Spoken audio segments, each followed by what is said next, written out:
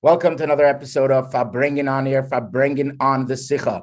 Today we have the honor to host Rabbi Yaras from Rochester, New York, Shliach at the University of Rochester. He's also been involved since the inception of Project Likutei Sichos, and he has a weekly share on Zoom with fellow campus shluchim. Hello, Rabbi Asher, how are you? Shalom Aleichem, nice to be with you, Rabbi Winner. Yeah, so we're going to get straight to the Sicha. So first of all, I just want to say that I once had a prospective student who came to Arizona. You're in the snow state, beautiful upstate New York. I'm in the sun state. So I had a student who came to check out the university. And I asked him, where else are you looking to go? So he tells me he's looking to go to Colorado. So I said, so what is, why, what's the decision? What is it based off of? He says, Rabbi, you really want to know? I said, yeah. So he says, Rabbi, it depends if I want to spend the next 4 years skiing or I want to spend the next 4 years golfing. So here we are.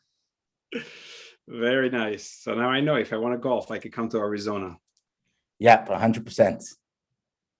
Okay, so I just finished watching the Fabrengen, where the Sicha, the original Hadran, was said, 1971, Chaf Av, and it was literally a volcanic explosion of Chidushei Torah. Just unbelievable masterpiece. And the Rebbe goes through, from the beginning, the Rebbe analyzes the Mishnah in the end of Mesechtes Chagigah, ties it to the beginning of Mesechtes Chagigah, Machlokes, Rabbi Lezer, Chachamim, based on Rashi and Rambam. He brings many different Gemaras, how Rabbi Lezer and Chachamim are based off of a Machlokes, a general Machlokes, a core Machlokes, a fundamental Machlokes, with the difference of Beis Shamai and Beis Hillel. And at the end of the Sicha, the Rebbe concludes with a beautiful Heira on how Jews should view one another. So Rabbi Asher, take us into the Sicha, if we could begin with the Mishnah and the Machlokes. Before we go into the actual Sicha, you mentioned that you watched the Fabrengen. And so number one, thank you obviously to Jem who made it available on the Project Likutei Sichos site this week. You could go and watch the full Fabrengen with subtitles in Hebrew or in English. And it's an unbelievable experience. For me, just recently, this week, I listened to the Sicha rather than watched it, even though watching is a whole different experience. And the way a Sicha flows when you listen or watch, rather than when you learn it in Likutei Sichos, is a whole different experience. And having both of them is unbelievable. One of the things that jumps in my mind is, sometimes you learn a Sicha, and in your mind, a dogesh, a stress is on one point. But then you listen to the Rebbe's Sicha, and something that might have been like minute comes from the tone of voice. At the end of the Sicha, when the Rebbe talks about the Mile of Ayid, the Rebbe said, you're going to call the Kala that the Eibishter chose Chigeres Vesume, with a big question mark. You're going to call it Chigeres Vesume? Kala Nova Chasuda. How dare you? It kind of like it changes the way, and obviously in the Mugid, the Rebbe added a whole bunch in the Yaras and stuff, but to listen and to hear the Rebbe's chayas and where the underlining is an unbelievable experience. That's like before we even start talking about this, the details of the Sicha. Another akdoma, if you let me still speak. Of course. You mentioned Project Likutei Sichos, which is near and dear to so many of us, and they get a lot of credits. And one of the things that I keep on hearing from people talking about Project Likutei Sichos, and it's true about myself, there was a time when the Sichos came out, and when a Sicha came out, you didn't have a choice which Sicha to learn. The Sicha came out, and you lived with this likut. Project Likutei Sichos now collects the Yaras, and you could see what happened when a Sicha came out. The Yaras that went on in yeshivas, different yeshivas, people were talking and talking and talking about the Yaras for weeks. They lived with the Yaras and trying with the Sichos and trying to understand it and so on. And sometimes the Rebbe would respond to the Fabrengen to a Yara that somebody wrote about the Sicha. It would be a life. But then, fast forward, and we're where we are right now. So what happens to so many of us? Either you prepare a shir, or even if you want to learn lishma, you go, you pull out a sikha, and you look at the mafteach, you try. So let's say you're a nigla person. You're drawn to a nigla. You looked up a zaftik nigla sikha. What happens to the aveda sikhas? What happens to the chassidus sikhas? They go to the back. What happens to a short sikha? It's too short. Right now, I want a long sikha. Or maybe right now you want a short sikha. Every time it's something else that draws your attention, but it's on your term. And then you find after a bunch of years that you have ignored a whole segment of sikhas. It's bal yimolit that you have ignored, a whole bunch of sikhas. And here, when we go ala seder, it's unbelievable. The diversity of sikhas that you're forced to go into every time. There's no this Nefesh Abam is choosing. Right now, I'm not in the mood for a long sikha, a short one. I'm not in the mood for a chassidus one. I want an avodah one. That's what I'm looking for. But rather, we are all dedicated to learning the same sikha, and the chayas that it brings, the ha'oras that are going on the WhatsApp chat, and in the ha'oras that people are writing, and emails that are going back and forth, the shiurim that are going, and so many people are talking about the same things, and it's a tchias amesim to the conversations that take place in the ha'oras. All of a sudden, people are being sent by email. Oh, this is a ha'orah you wrote 30 years ago about the sikha. And we left with them, and people are commenting on the ha'oras, and there's new ha'oras and new understanding. It's a whole different, it's unbelievable. And obviously, Likutei Sichos, we don't have to even talk about what Likutei Sichos is. Again, thank you to Jam, and they put out this video recently, right, about the Sichos. So you have people explaining the flaw of Likutei Sichos, and Nachman Shapira saying how the Rebbe, Lamed Ches, after the heart attack, the Rebbe was Magia. They couldn't even expect the Rebbe to be Magia Sicha. And here, they didn't ask. And the Rebbe gave out a Sicha, a Hagoya. But you want to hear in the Rebbe's own voice, when Hirschsprung comes to be Menachem over the Rebbe, and you hear the recording. And he tells the Rebbe, and he mentions, but the Chagav, she steht in the Likutei Sichos. And you hear the Rebbe's voice, du lernst euch in the Likutei Sichos. Wow. You could hear the Nachas, Pashit. So he tells the Rebbe cover to cover with the ha'oras, and I love specifically the ha'oras. He says the ha'oras are ge'onis. He tells the Rebbe. So the Rebbe, obviously, the Rebbe says, for me, the mile of the ha'oras is if you don't believe what I say, in the pnim is what I say. If you don't believe, here I am. So the Rebbe's. I don't want to use the words the Rebbe's anova. It's like you want to question me here. Let me show you where I'm taking it from. But the Rebbe's nachas, the Rebbe tells Hirschsprung, du lernst euch in the Likutei Sichos. It's unbelievable. So obviously on all of us, to the minimum, the Rebbe would have fabringens in which you would hear from the Rebbe a complaint. Why? Because there's a question on a sikha that was published 10 years ago. The Rebbe says, I'm sitting and waiting, and nobody asked. It's already 10 years. Nobody asked a question on the sikha. The Rebbe expressed to certain individuals in Yechidas, the Rebbe didn't want to be Magia Sichos anymore when people didn't learn. And then the Nachasuach that the Rebbe has when people do learn, when people write ha'oras, and we could probably have a whole segment, a whole fabringen about it, but it's obvious. So really the guys who started this project and everybody else who's involved in giving shiurim and all the other resources and the kitzurim and the collecting of the old ha'oras, unbelievable. Yeah, it's truly incredible. I first resonate with your first point that a person, a shliach, a Rosh Hashiva, a teacher, he chooses what he wants to focus on. But here, with Project Likutei Sichos and following the cycle, 1 week you have a Rashi Sicha, next week you have a Mesechtes Hadran on a Mesechtes, another week you have Chassidus, another week you have Pirkei Avos. Whatever it is, you have to throw yourself in.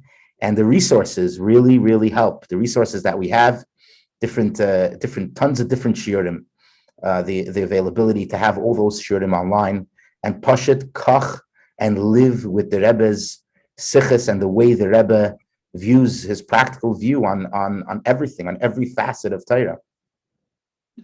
Unreal. Yeah. Wow. Just one more hakdama before we start with the sicha. You said, you watch the Sikha and it's a volcanic sea of geonis, from here, from there. So you talk about the Hadran. What is a Hadran, right? And the Rebbe, quote unquote, apologizes at the Fabring. You could hear, and it came in the Muga too. for doing this trick of being able to connect the beginning of the Masechta with the end of the Masechta, the Shalom. Yeah. Was given as Zayda, wrote against it. Some other Rishonim wrote against it.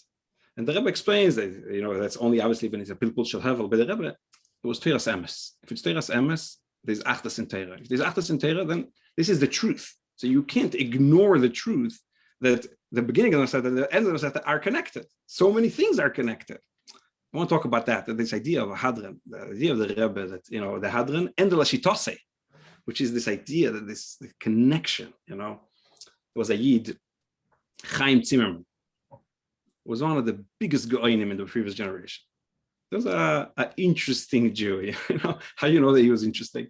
Because Rabbi Yoel would say, as given a modner.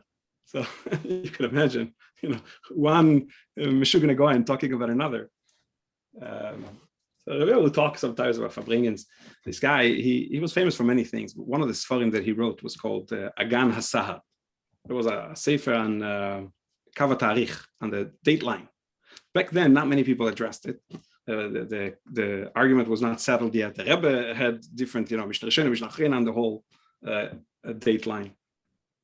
Chaitzer wrote a book. Being who he was, he didn't even bother printing more than a few dozen, because he said that people don't understand that anyway. He's just printing for those who understand. Right. And he gave it to a bunch of Geoinim. He used to come to the Rebbe before the Nesias. He would daven, and then he would wait, and the Rebbe would call him into the office to talk belimud. How many people was the Rebbe able to read in belimud, to talk? So that's to explain his Geoinis. Rabbi Hillel says, how you have sometimes chess players, the big ones, they would play like 7 games at the same time. Like they go and make a move at each table. So Rabbi Hillel describes how he came to 771 to visit, and the Bachim were outside. He started doing this with the Bachim. He opened up a topic with one, went to the next, went to the next, went to the next. And he kept on going back to each one to continue discussing his pilpul. Rabbi Hillel remembered it years later and spoke to him about what he spoke to him about, and he was shocked that Rabbi Hillel remembered. So he gave the Rebbe the Sefer Agan HaSahar. He wrote a beautiful Akdosha. There's actually a picture of it going around. He wrote Chad Bedore about the Rebbe in the Akdosha. A few days later, the Rebbe wrote him. The Rebbe used to do that. The Rebbe would give people, but they wouldn't give an askame, but the Rebbe would show that he read the book by giving a few comments on the Sefer. So the Rebbe wrote a few comments on the Sefer. He got the letter. Must have been late in the evening. Finally, he's reading it. He's going through the Sefer. He calls Chadakov's office. It's in the middle of the night. And he says, Rabbi Chadakov, something like that. Geh rein zu der Lubavitcher Rebbe und sag ihm, as Chaim Zimmerman sagt, as is a goy neulam. Yeah. So Rabbi Hillel says that later he asked him, he was telling Rabbi Hillel about the goyness of the Rebbe. He asked him, how do you define a goin? What's a goin? So Chaim Zimmerman said, what is a achin? In Achronim, they open up a sefer, a Gemara, they have a question. They have a question on the Gemara. They break their head. They find an answer. So good. Alt is good. They learn weiter. Mitamol. 2 pages later, they see that it doesn't stim. So now they have a problem. We have to solve the problem. No, they find an answer. And again and again and again, that's what happens. It says a goin, and some of the Rishonim were like that, had 4 or 5 Yosodis. The whole Torah was based on these 4 or 5 Yosodis. It's not begeder that something, an answer that they gave to something, would not fit with everything else, because everything was dependent on those Yosodis. That's why for the Rebbe, that the beginning of the Masechta, the end of the Masechta is connected. It's an obvious. It must be. Yeah. Shamai, Beis, Hillel, Aleshitose, there must be. It must be. Because it's all built on those Yosodis. Wow. Okay, so let's begin the Sikha. Let's see the way the Rebbe puts everything together so beautifully. The Mishnah in the end of Mesechtes Chagigah. Okay, so in order to understand, let's talk for a second. There was a concept called Talmidei Chachamim and Chaverim and Amei Haaretz, right? Amei Haaretz. The Chaverim were B'chazok Tehirim, all the time. A chaver had to agree to certain parameters in order to keep himself toilet. Amaret, somebody who wasn't a chaver, who didn't accept on himself all the zehirusin of a chaver, was bechazake tame. We didn't have to know that he was tame. Bechazake, he was tame. There was an exception. There was a rule as kol Yisrael chaverim heim baregel. When it came to the regel, people came to the Beis Hamikdash, is everybody assumed the status of a chaver. But it was a very interesting takana because it only worked at the time of the regel. The moment the regel expired, we considered them to not be chaverim during the regel. So their tume became them afreya mitamol, something that he touched during the regel, which was told during the regel. The moment the regel went away, that thing became tome after the regel. So we had a problem because some koyanim were amaratzim, and they came into the Beis Hamikdash. They touched the klei hamikdash, and what's going to be? So after the regel, we had to be metayr the kelim. All the kelim of the Beis Hamikdash had to be metayr. There's a whole pilpul about the shulchan. It was tummy, it wasn't tummy. The Mishnah says that kol hakelim were metame, and that's why they had to be metaher after the regel. Achutz, besides for the mizbeches, the two mizbeches, the mizbech and the cheshes, the mizbech azov, were not tummy. Now, why? The Mishnah, Rabbi Lezer says, mipnei she'en kekarka. So there is a pasuk, right? Mizbech adom otaseli. So that means the mizbech is like a karka, and karka is not a kabel tumah. This pasuk is about mizbech and cheshes. Then there is a pasuk in Novi which connects the two mizbeches to each other. Hotman, but the mizbeches are kekarka, and that's why they're not tumah. Rabbi Lezer Eimer, mipnei shehei metzupin. Because thank you. Because the mizbeches are covered, they're mitzupah. And over here, there's a whole storm. The Gemara asks, what do you mean? Atzipui should be a reason to be metame, and it changes the girsa, and a whole thing. This is a Rashi, the way, kind of like Rashi learns according to the order in the Gemara and all of this. But I want to ignore it for a minute in order to be able to go through the flow easier. The Rambam Pashat takes the words of the Mishnah and learns it by Pashtas. That's one. Because there is a famous Mechilta. The Mechilta says that tzipui akelim are not metam, not mekabel tumah, because it's only a tzipui. It's brought up to the keli. And a kli which is covered cannot be mekabel tumah because you're not using the kli, you're using the tzipui. So you're protected kind of from both sides. The kli cannot be metame because it's covered. Tzipui cannot be metame because it's not only a tzipui. It's all good. And that's what the Rambam Taka Paskas Aloche. Shkocha Protis, this is the Rambam that we're learning this week. It was in yesterday's Rambam. It was in Shabbos's Rambam. This halacha in Rambam that Keli Metzupim yesterday was about the Shulchan. Before that, the idea that the Keli Metzupim are not mekabel tum. Okay. Now this is a little bit hard to understand this Rambam because the Gemara is kind of like changing the gears. There's a whole thing in the Gemara, and the Rabbi asks, why does the Rambam? That's how after the Rebbe goes through the whole explanation, but the real mahalach of the Sikha is, why does the Rambam learn like this? And when you look, the Rebbe brings in the Ha'ara, the Rosh says, I think the Rebbe says it in the Sikha actually, that the Rambam didn't look at the Gemara. Ad kedei kach, the Ravid writes a whole asog on the Rambam. It's a hard Rambam. For the Rebbe, it wasn't a hard Rambam. It's punkt l'shitase. It fits perfectly. Why? Are we pausing over here? Or you? No, go. Continue with the Sikha. Continue. Okay. So the Rebbe says that the reason why the Rambam chose this way, because Rabbi Lezer Shamutihu, is the system of Beis Shamai, and just to show how the Rebbe covers himself from all sides, there is a Tosfos in Beitza where Tosfos asks a question, a stire from Rabbi Lezer to Shitas Beis Shamai. So it's Nisapchu Shitas. So the Rebbe shows how we could take Rabbi Lezer as Beis Shamai. Right. And after the Tosfos is asking a question. How could Rabbi Lezer say like this if Beis Shamai says differently? Okay, so now we established that Rabbi Lezer is Beis Shamai. Yeah. And the Melech HaChomim is Beis Hillel. The Rebbe says the Rambam looked at this Mishnah and he saw a whole leshitose of Beis Shamai and Beis Hillel, and that's why the Chachomim say Mipnei shehem metzupim is a reason to not be metame. Unlike the way that we see in the Gemara. There is a way to be metaretz, the Rebbe brings in the Horas, but that's how the Rambam learned this leshitose. Okay. Then, so the Rebbe, what is the leshitose? So in order to understand the leshitose, the Rebbe goes to explain Machleket b'Shamai b'Hillel in every one of the Shisha Sidrei Mishnah, right? Yeah. Every single one. We'll start with the first one. How do you say? You say, I'm going to go shortly through just a few examples so we don't get lost over here. But how do you say? Do you say Beire Ma'ir Ha'esh or Beire Ma'oire Ha'esh? And this whole, in the Sikha, in general, in the Kutei Sikhas, yeah,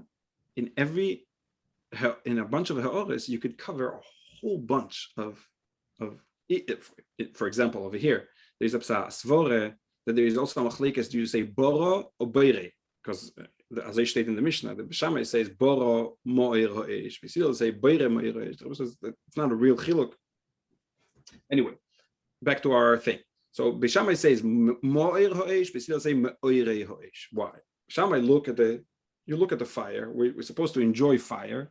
It's one fire. It's mo'ir ha'esh one. We still say no. Look deeper. There's different colors in the fire. More details. More details. There's more details. It's b'mele me'oire ha'esh. That's why you call it me'oire ha'esh. Okay. So now that we know what el shitose is, the Beis Shammai looks more generally, and Beis Hillel looks more detail oriented. By the way, the Rebbe is mavhir in a ha'ore that it's not that the Shamai look more shitchistic. He says they look shitchistic away. No. The Charifis leads them to look at a more general idea in kloli, and Beis Hillel look more at the details. Okay, so that was one example. Next example, the Rebbe brings, and it's very important. The Rebbe brings that it's negeya to the hanhoge of Shamai and Hillel themselves. It's not just the day of Beis Shammai Beis Hillel. The hanhoge of Shamai and Hillel. What was the hanhoge? The bavusta stories with the gerim. There were three different gerim. One ger came to Shamai and wanted to become a Kohen Gadol. Another wanted to just learn Torah Shebal Peh, Torah Shebiksav. And in all three stories, Shamai pushes the guy away, and the third one wanted a regalachas. In all three stories, Shammai pushed them away, and Beis Hillel was megayel them, and it worked out. Maimer Musger over here. This is another thing that happens when you listen or watch the Farbringen. This was the time of the big Zera of Miyudi. And the Rebbe hat sich gekocht jemals in Giurim Ka'aloche. So the Rebbe says, it's doch a shaila am Beis Hillel. It's a Giur Shalei Ka'aloche. And you could hear the Rebbe smile. And the Rebbe says that back then there was no Havamine by anybody that it should be a Giur Shalei Ka'aloche. It was clearly a Giur Ka'aloche. And Kabbalah saying mitzvahs was necessary. So how do you explain it? The Rebbe said the Beis Shammai looked more general. And generally, when you come to me and you tell me you want to be a Kohen Gadol, you want to be Misgayer, and only accept Yossi, you're out. Beis Hillel looks a little deeper and says, tell me why. Why do you want to be a Kohen Gadol? Why don't you? And he realized there's something deeper over here, which then led to him being able to be Megayer. Third example the Rebbe brings, what happens when somebody comes to a wedding and he sees a kala, and the kala is chigeres and suma, and the Rebbe says that the dogish over here is kind of moon that is obvious. Everybody could see. She's limp. She's blind. And so what do you do? How you mishabeach this kala, right? So Beis Shammai say kala. You say this truth to the emes.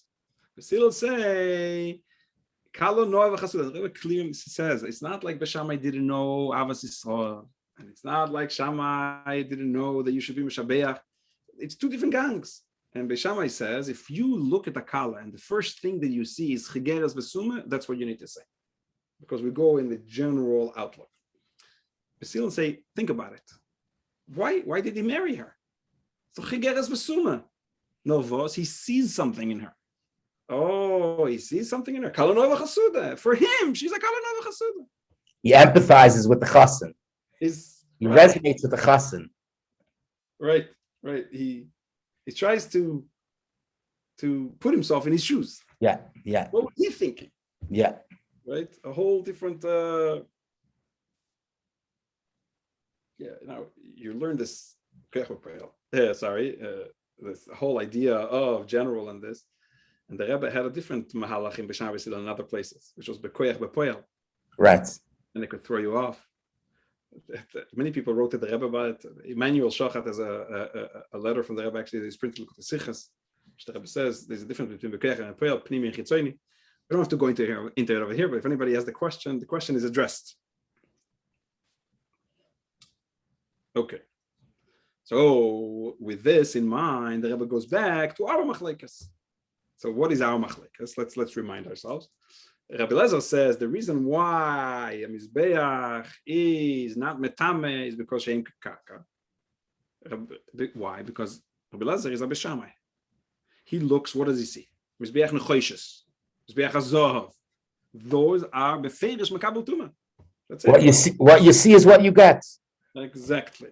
The general outlook is the first thing that you see, the general idea, that's it. Still say, no, look deeper. It's only a tzipui, Chachamim says. If it's only a tzipui, it's makabel tuma. And that kind of like fits perfectly. And the Rebbe connects it then to the beginning. I want to point out, the Rebbe connects it to the beginning. In general, the Rebbe connects it in one way, to the idea of the machlokes of what gets more. What do you have to spend more on? Is machlokes of Shamai Hillel, what do you spend more on? On Korban Re'iyah or on Shamai Chagigah, right? And Shamai seems to say the reason is because Re'iyah is more important. And Beis Hillel want to say that the reason why, because Shamai Chagigah is two achilas, because side the person eats, side the Mizbeach eats. The Rabbi says that Beis Hillel see that the achil of the person is also achilas Mizbeach. Right. Two achilas. Right. A Yid asked, macht doch a bracha, the Rebbe says, al achilas hazevach, and all this. But in the Ha'oreh, the Rebbe brings a different shaykhis to the beginning, which has a whole other beautiful way of looking at what chinuch is.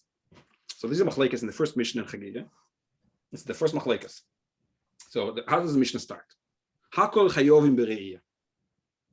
Which, by the way, I keep opening up another window over here. Hakol chayovim bere'iyah in the Fabrengen, the Rebbe says Hakol chayovim bere'iyah, hastes, it includes everybody. So that means the Mashiach is going to come and everybody is going to be roya. The Mishnah says chutz. The Rebbe says all the chutz is only shaykh is managolis. Chiger, suma, all these things are not going to be there. So we mean Hakol chayovim bere'iyah. The Rebbe bleibt mit der Hakol chayovim bere'iyah. Even cotton. Mashiach comes, not going to be any cotton there. So everybody is going to be chayavim bere'iyah. Anyway, so the Gabi cotton, when is a cotton chayav bere'iyah? Which is, by the way, the Rebbe brings some machlokes. What's pshat that a cotton is chayav bere'iyah? Is that a chiyuv on the father or a chiyuv on the cotton? It's in general a question about chiyuv chinuch. The machlokes Rashi Tosfos, the Rebbe brings the broches. Actually, the Rashi Tosfos here in Chagigah also seem to each say according to the Shita Sayu. In what does it mean? But there's a machlekes of Shamai Hillel. Shamai say that as long as Aviv Yochel L'Arkiva Aktefo, as long as the father could give him a back ride, could put him on his shoulders and take him, he's chayav. Beis Hillel say as long as he can hold his father's hand and walk up the mountain by himself. What's the shoyresh machlekes? So the Rebbe says that the way Beis Hillel look at it is, what are we trying to do? It's a chayvas chinuch, trying to be mechanech a kid. This kid, when he is 13, if he needs his father to carry him on his shoulder, is he chayav bere'iyah? The answer is no. He needs to be able to walk up. If you can't walk up, you're not chayav bere'iyah. Is vos darf man mechanech sein? Why do you have to educate a kid who can't walk to take a ride to go up? That's not what we're trying to educate him to be. Only once he could walk and hold his father's hand could you then be mechanech him to do this specific thing. This is mamash like when you think about it, it's like chanech le'nar al pi darkei. Gam ki yazkin lo yosu mimenu. So what's pshat? You give him the yesoidis in chinuch, but things that will always remain applicable. If you try to educate a child and say, he's just a kid, I'll give him a ride. you give him things that are not begeder for him to grow up with and apply as he grows up. That's what it, and this pnina, this beautiful gem, is in the in the Sikha. Wow. It never describes the difference of the Shamai, Hillel, or Chinuch is. So anyway, so this is the answer of why the Rambam chose this, because of the general Lashitose. Then there's the Hero, Rabbi Winner. Tell us a little bit about the Hero. I spoke too long. Oh, you're good. I think this Hero is, it in a way connects to last week's Sikha as well. The way the Rebbe approaches how a Yid looks at another Yid. And I'll just share a story that I think very much connects. You'll elaborate more on the context of the Sikha. So the Rebbe said there was once a professor that came to a Yechidus with the Rebbe. And he said to the Rebbe that when he meets people, on the outside they seem nice and kind and selfless. But if I dig a little bit deeper, many people are egotistical, arrogant. If you dig a little, you'll find that people are a little dirty. So the Rebbe responded with a mashal, with a parable. The Rebbe said, if you look outside and you see beautiful homes, and you see a beautiful paved roads, trees, flowers, vegetation, if you take a shovel and you start breaking the house, start breaking the ground, start breaking the paved roads, what are you going to see? What are you going to get? The result is going to be mud and dirt. The professor responded, exactly. So the Rebbe continued, said, the story is not over. If you dig a little bit deeper, and you dig and dig and dig and dig, you're going to find precious minerals, beautiful diamonds. You just have to continue digging all the way to find the beauty in the earth. The Rebbe says the same thing is with people. So the chitzonius, things could seem not so straight. People could have their own perhaps selfishness. But if you dig a little bit, you'll see that every Yid is a chelik elikah, and he's created in the image of Hashem, and every Yid is 100% toiv, good, selfless, pure. And the Rebbe illustrates this so beautifully based on Beis Hillel and Beis Shamai. You grew up in Eretz Yisrael, and in Eretz Yisrael, there's always a lot of Yidden together. So there is always, everybody has a lishita sai. Yeah. There was a story. I just want to, what you just said, you said how the Rebbe looked at the Yid.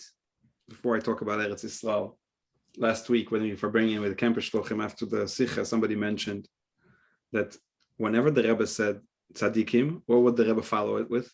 Ve'amich kulam tzaddikim.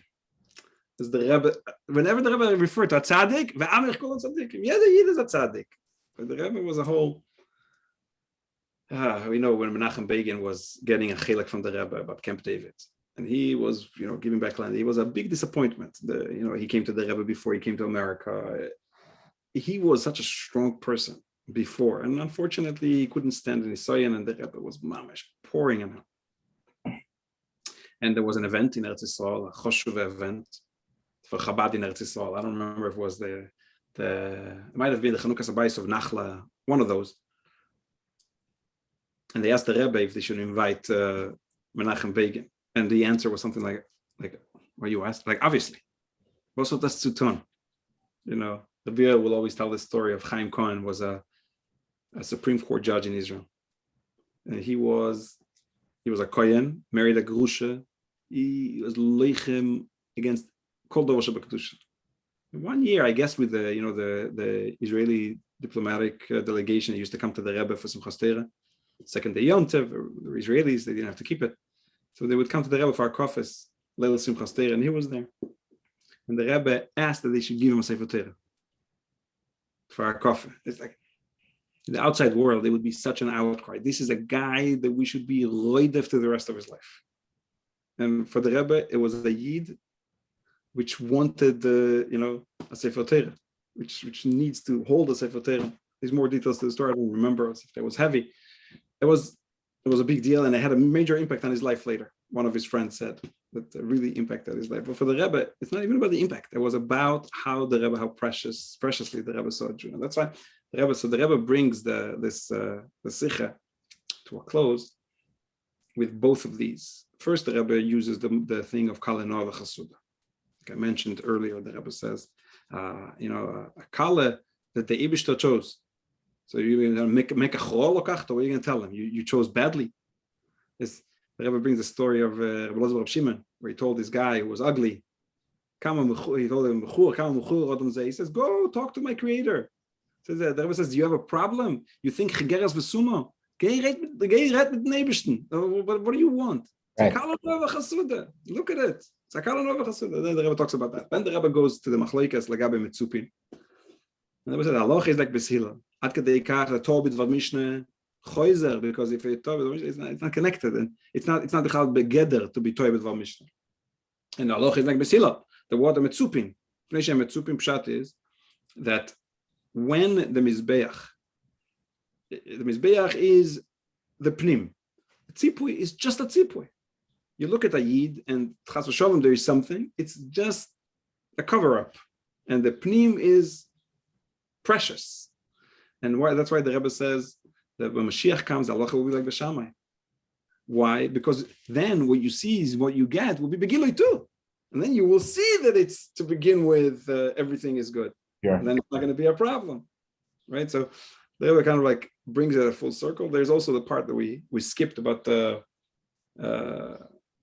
difference between Peish Yisrael, Eishel Gehenim. There's a whole Mugadik Esricha about that. That was also the Fabringen. But yeah. A lot more to talk about this Sikha. Yeah. It's the way the Rebbe ties it, all the Mesechtes, and you see the Shita of Beis Shamai and the Shita of Beis Hillel. It was just beautiful to listen to every single detail of the Fabrengen, the live Fabrengen as well. There's a story, there's a mashal that's brought about a prince who basically decided that he's a rooster. The famous story. And he's in the palace, the king's palace, and he goes under the table, he takes off all his clothes, and he starts acting like a rooster. And the king is trying to figure out a remedy for his son, that his son decided he's a rooster. So a wise man came to the palace. He sees the prince. He says, I have a good idea. I have a way to heal this bicycle. He said, I'm going to copy him. And he went under the table and he started acting like a rooster, exactly the way, whatever his son was doing. So this man was acting like his son. A week in, the wise man turns to the son and he puts his pants on. So the prince says, a rooster with pants? He says, why not? I'm a little cold and I'm going to put my pants on.